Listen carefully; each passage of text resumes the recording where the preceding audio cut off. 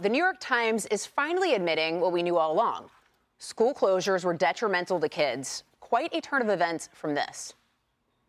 We have an obligation to make remote better, because until we can really decrease community spread throughout the United States, distance learning and distance working is going to be a fact of life. Schools are not impervious to all that is going on in the outside. They're closing now because what the city said, and frankly, what lots of other places are also seeing, is a huge skyrocketing increase. Okay. But the bottom line is this: most of them are.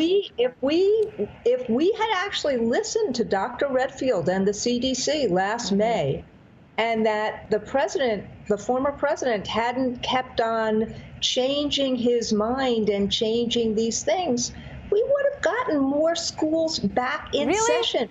Martha's the best in those reactions.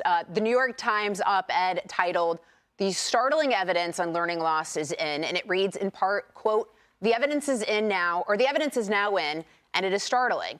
The school closures that took 50 million children out of classrooms at the start of the pandemic may prove to be the most damaging disruption in the history of American education. It also set student progress in math and reading back by 2 decades and widened the achievement gap that separates poor and wealthy children." I mean, Nicole, I've got to start with you on this one, because we were warning people, right?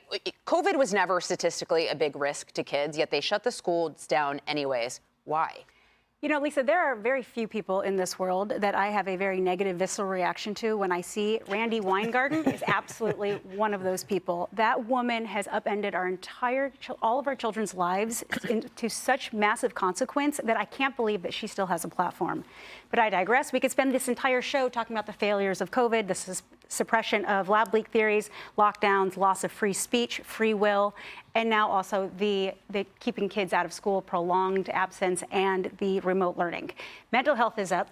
You have chronic absenteeism up, where kids are still not even going back to school. And you have math and English scores down. Graduation rates are down. But you know what? They don't actually care. There is no urgency for for accountability or anything when it comes to this. They were given $190 million by Congress during COVID.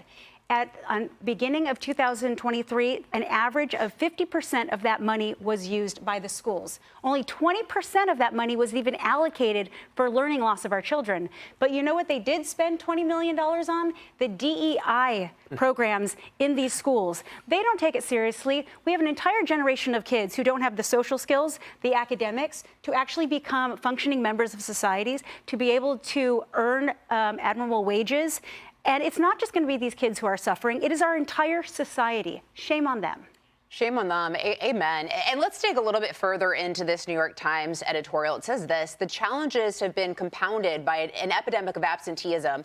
Millions of young people have joined the ranks of the chronically absent, those who miss 10% or more of the days in the school year, and for whom absenteeism will translate into gaps in learning." You know, Charlie, there was also this quote that was alarming to me. It says, "This generation of students will experience diminished lifetime earnings and become a significant drag on the economy." And they did this to them. The politicians did this to our children. Absolutely. And if you talk to anybody who is hiring young people today, they will tell you that one of their biggest challenges is hiring people who are going to come to work, because they're so used to, they've been through this experience with doing school remotely.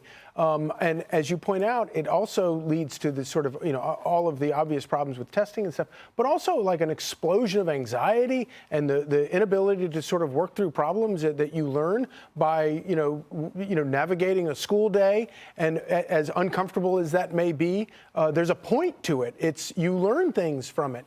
And as you point out, all of this could have been predicted and was predicted in real time as we went through it.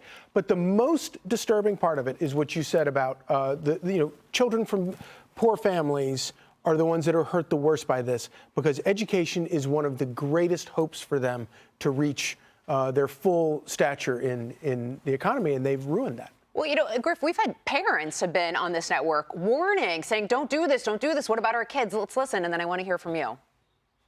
Sending, 20% of healthy children home to learn from an iPad just isn't acceptable to me. Students graduating are not meeting those basic benchmarks. There's 2 years of learning loss. Nobody can deny it, not even the teachers' unions at this point. We got kind of smacked in the face when we went to these school boards and begged them, please reopen our schools.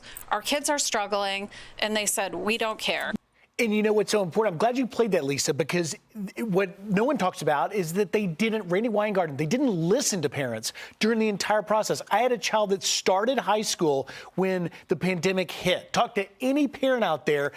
Dr. Sapphire talked about the mental issue. We haven't even begun to unpack the mental damage, which will take you years. You can catch up on math, but the mental issues are going to take way down the road, as Charlie pointed out, when they enter the workforce. And the fact that they didn't listen was, I think, the cardinal sin to parents. And honestly, I'm not sure they're listening now. It's a great point. All right. Great conversation, guys. Hi, everyone. I'm Brian Kilmeade. I want you to do me a favor. I want you to click to subscribe to the Fox News YouTube page. This is the only way that I know for sure that you're not going to miss any great commentary, any great news bites, any great interviews coming your way on Fox. You can get it all here on YouTube. So subscribe right now.